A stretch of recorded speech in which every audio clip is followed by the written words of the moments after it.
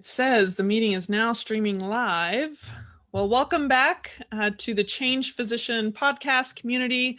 I am Dr. Melissa Cady, joined by my co-host, Dr. Kevin Cuccaro, and this is our Friday Faves episode on Facebook Live, and you might be seeing me on my personal Challenge Doctor Facebook page. If you're seeing me there, we are coming from the Change Physician podcast and community. And if you haven't joined us at the Change Physician community, whether you're a physician or just a physician ally, we'd love for you to join the community and be part of all our discussions and our episodes. In fact, on Friday Faves, we always talk about what we just had released and what's coming up, but also our favorite things of the moment this past week to share with you from Kevin and myself. And so, Kevin, would you like to share what happened this past week, or you want me to do it? Sure, I will do that. And we had 2 episodes released this week, and they were both with Dr. Ford Brewer, who is a super cool guy, absolutely a joy to get to know. Dr. Brewer is a preventive medicine specialist. Originally was doing ER work and got really interested. Like a lot of, I shouldn't say a lot, but a lot of ER docs that I've been exposed to who are like, hey, we got to do something about this. There's a problem. In particular, maybe we need to do something about stopping people who having heart attacks. So let's address the cardiovascular disease. And so he came on and did a episode where he talked about his journey and how he got into preventive medicine. Like, how did he switch out of ER and move down that path and do his training there, and why he was interested in the beginning with. And then he also has a YouTube station where he's been YouTubing. I can't remember. I think he started in 2015, but you'll have to read the episode to get the exact dates on that. So for quite some time, he's got, I don't remember how many tens of thousands of people are watching his videos, and is really using that and leveraging that as a tool to do the stuff that I think we as physicians want to do, which is help people to get better and to kind of fall back to the root of the name doctor, or the word doctor, which is to teach. And so he's using that as a teaching platform, which is super, super cool. So 2 really great episodes, super fun guy, an absolute pleasure it was to have those discussions. So those were fun. Awesome. Well, I guess we can jump into our Friday faves. And, I hadn't really thought too long and hard about Friday faves, about what my favorite thing was. I was just kind of, sometimes that week just is super busy and just blowing by.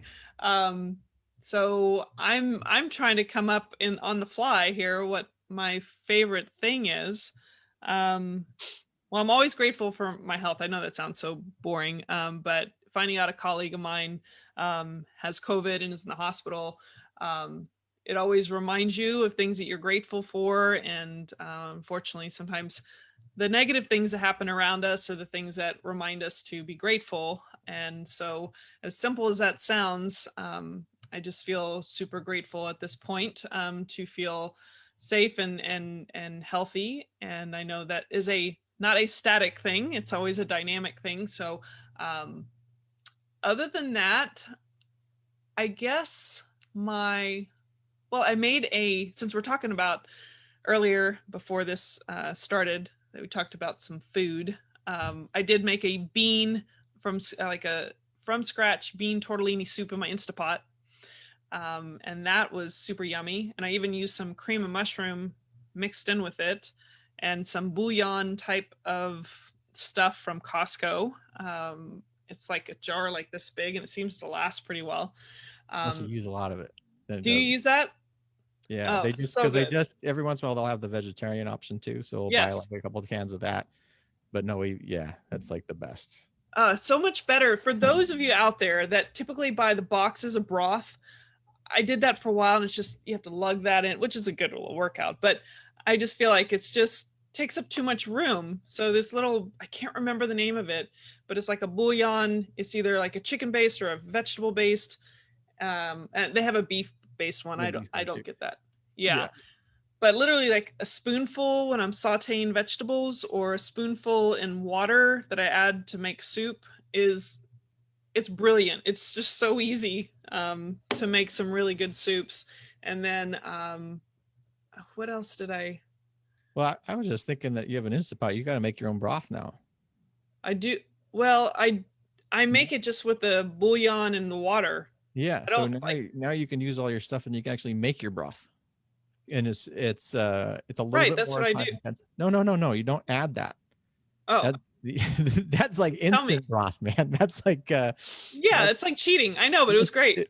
I'm saying with the Instant Pot, what you can actually now do is then you put in, like, if you want to make vegetable one or if you want to make a chicken based one, you can stick all that stuff in your Instant Pot and cook it in there and make your broth like a lot. I mean, it's not as fast as putting in a spoon of the bouillon, but it's something that's fun to do. And then when you have your old, if you eat chicken, you have your old carcasses, you can just put it together, and it's kind of, you don't do it all the time because it does take a lot more work than spooning it out of there, but it's fun. It's like, hey, I made my own soup, like the full thing. I stuck it in my Instant Pot. That's right. Pushed a That's right. button. But Yeah. yeah, it's fun.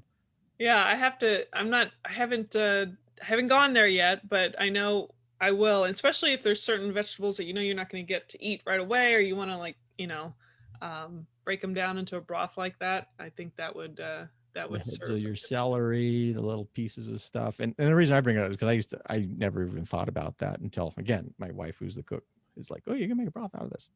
And then I was like, this is all this is? Yeah, this is what they do. And Yeah. yeah, it's not nearly that, because we were talking about this. We had another episode that we were filming before this, folks. And we were talking about foods and things. And what's just absolutely fascinating to me is how we became this so culturally embedded with all this process stuff Mhm. and like this mythos. Cooking is so hard. It's so difficult. A lot. It's not that hard. Like pancake mix, like the stuff that you buy, it's literally like 2 or 3 extra steps just to make your own, and they're not like hard steps. It's like instead of having all of the the cream of whatever and the baking soda and the baking powder, it's just you have to add the baking powder and this, like 3 little stupid ingredients. In the right proportions. Yeah, you just got your spoon, but it's just so crazy to me. And I think I'd like to hear how you grew up. Like, was Yeah. your mom cooking all the time? Because if my mom's watching this, she's gonna kill me. Yeah. But you know, we were. I like to say, I had a story where I went to one of my best friends when I was growing up, and I stayed at his house for like a week. Like every time that my mom would come, I would just say like, "Oh, can I stay?" And they'd say, "Can you stay?" And his mom was one of my mom's good friends Right. when they were little kids. But I remember coming home and I was so excited how much fun we had, and I got his mom made blueberry muffins from scratch. It was a box. It's a box mix. But to me, that was scratch. If you took Right. something, including from a box, and you added eggs, then cooked it, those were blueberry muffins from scratch. And yeah. So anyway, when I got introduced to cooking, you think it's so intimidating, but man, it's not that bad. Like Yeah. it's these packages literally are saving you maybe 1 or 2 steps, if that. Yeah, but that's the sell. That's the That's the sell. convenience factor. So where did you grow up? Did your mom cook or your dad cook, or did they not cook, or? They did. Um, so so I remember them. I remember eating liver and onions in the Ooh, past. I love liver and onions, actually. Yeah, I had. There was a lot of. She would cut. I remember she would cut up onions a lot um, and make various types of pork or chicken. Um, I remember she didn't cut the onions up really small. They're always like kind of like bigger pieces. Mm-hmm. I remember, I don't know if it was influenced by what we wanted. I can't really recall that. I remember eating Doritos and powdered donuts, Hostess donuts. They, of course, Thanksgiving was always a huge, huge event with people and lots of, usually 2 turkeys and oh, she was really good at making lasagna. So she would make this pork and like pork meat or hamburger / pork meat combo. Really good homemade lasagna. Over the years, she's made some vegetable versions, or because my husband doesn't eat pork, she'll make a turkey lasagna. And what else was there? So she cooked a lot, basically, is what you're saying. She did. It was kind of bred into her as a in her upbringing, but I didn't feel like it was something.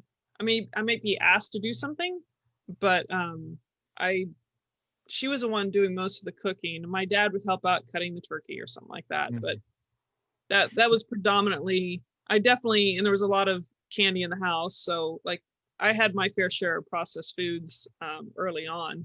Well, and that's an interesting point because I almost think it was an era. Like you Mm-hmm. think about the 80s and things where that we just ate that stuff. Mm-hmm.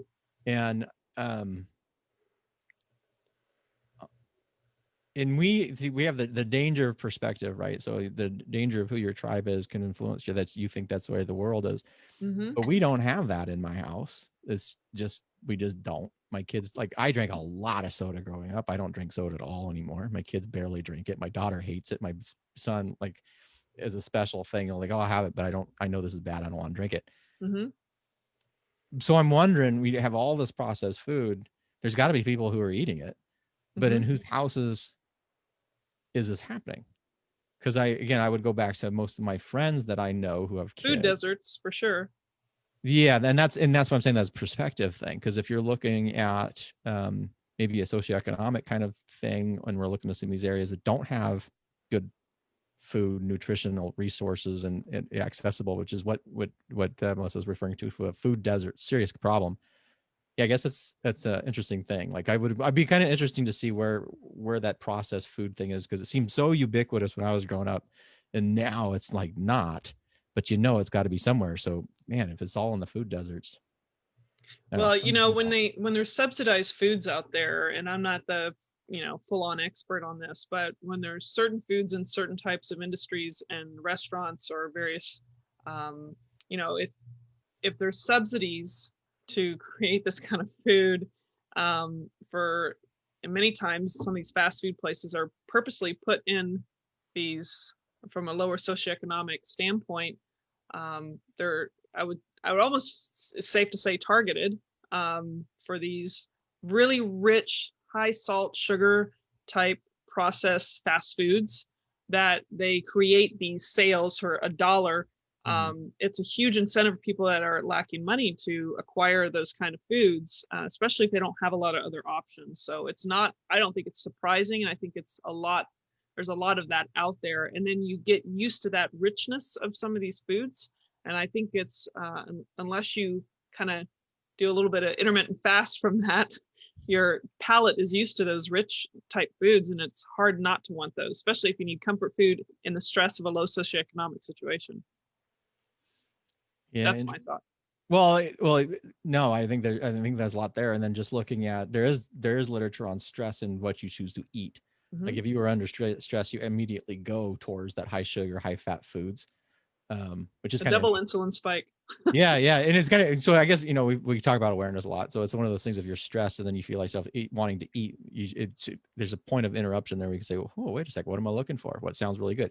Oh, maybe I am actually more stressed than I think. But Yeah, yeah, interesting stuff. It's we're all over the place. well, we're all over the place. I think that the food topics kind of get it, because it kind of reflects back on all these core themes that we've had: mindset, awareness.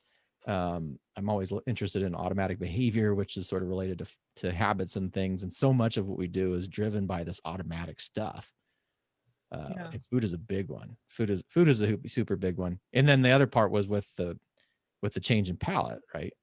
Like Mm-hmm. I'm always astounded at how much soda I drank when I was growing up. Oh, I did too. And now, like, you just drink it and it's like, oh my God, this is so sweet. How could you drink this stuff? Right? It's like, so weird. It's Yeah. Unfortunately, I have my vice in some, I hate to put it out there in the universe, but my vice is like a a five safe space calorie. here. What's It's a that? safe, it's a safe space here. Oh, No yeah. one's no one's watching. No one's You gonna know, see this. well, even if people are like, I get really, sometimes I give off this because I'm trying to educate and be helpful. Doesn't mean that I'm perfect, y'all. Like my vice is like, these diet monsters, and it's terrible. There's a lot of taurine and caffeine. There are worse things, but how do you compare that? Um, Are you you know, going for the caffeine? Like, is that yeah. why you're doing it? Well, Or it's the whole experience of the bubbly and the caffeine. And I can go off of it and go to like the True Lemon, which has got no artificial sweeteners in it and uh-huh. has some natural caffeine in it. and I do fine, so I don't get withdrawal, and I can wean off of it, but I have to do it over like 3 to 5 days. I just don't feel like it right now, and so Well, and you don't drink coffee, right? So no, okay. no, I get And like my one dose of caffeine, and that's you're it. not drinking like 10 of them a day. No, one. Yeah, I think that sort of makes sense in a lot of ways. Yeah, it just, and I try to get the clear one, the white monster, because it doesn't have all the colorings. A white monster, they call it That Yeti. The they Yeti. no, it's my rationalization that it looks cleaner, even though it's like manufactured. It's a fake caffeine. It's not like the natural caffeine source. So don't learn from me. Don't try it, because there's the bubbliness and the sweet, and not too sweet, but a little sweet, and yeah, I that's my vice. So, or I'll drink the BAI that has like about 70 to 90 milligrams of natural caffeine in it, without the artificial sweeteners thing as erythritol. Anyway, those are kind of like my go-to if I feel like having more caffeine. So yeah, there you go. There's my vice. It is a fave, but it shouldn't be. It is a fave. Yeah. Yeah. What about you? What's your Friday fave? Oh God, I totally forgot we were doing that still. We we went on a total tangent off of my Friday and fave. I had a Friday fave, and it's a Friday fave because I'm slowly consuming it like a fine dining experience. And and I may have mentioned in past episodes or whatever, one of my favorite books written of all time was by Lisa Feldman Barrett, How Emotions Are Made. I always want to recommend it to people, and I'm just never sure if they're in the mindset, because you have to be in the right place to do it, but it'll fundamentally change how you experience the world, if it hits you. And so what I heard, I don't even know how I found this. I was looking at another book on Amazon, and all of a sudden it popped up, but she has a shorter version. It's called 7.5 Lessons of Your Brain. I think it's 7.5 Lessons of Your Brain. And I, of course, had to get it because she wrote it. And it's obviously not as in depth as How Emotions Are Made. It's probably a third of the size, maybe. You could literally finish it in one day. I'm just reading a chapter a day. Short chapters, as always, fantastically written, perfect metaphors that she utilizes to take really complex brain processing concepts and make them easily understandable. So I am just really enjoying that book. That she's like, I wish I want her as a guest someday. Well, she's not a physician, but man, I would love to have her on as a guest. But if we have a favorite, they're an exceptional special guest that can benefit physicians. It's like that is like it just blows. The more you think about it, or actually not think about it, the more you understand, what the science says about your brain and how we process and experience the world, the more awareness you have, and it's like this the greatest thing in the world. It's like I talk about matrix moments. You just opens up your eyes and it changes everything. So right. That's I think having someone like that, and like really even like answering simple questions like, what is confirmation bias? Mm-hmm. Or another, just little things that are like makes you realize how our brains can play little tricks on ourselves. Well, that would be a great series, man. We get Dana Riley on here. We get Aronson. We get, oh, man, you're making me swoon. I'm swooning. You're swooning over these greedy topics. Oh, man. I would be going crazy. Let's talk about what's coming then. What is coming? And, we got some great episodes. Cool. So we have the fabulous Dr. Erin Wiseman. Mm-hmm. Will be in our next 2 episodes.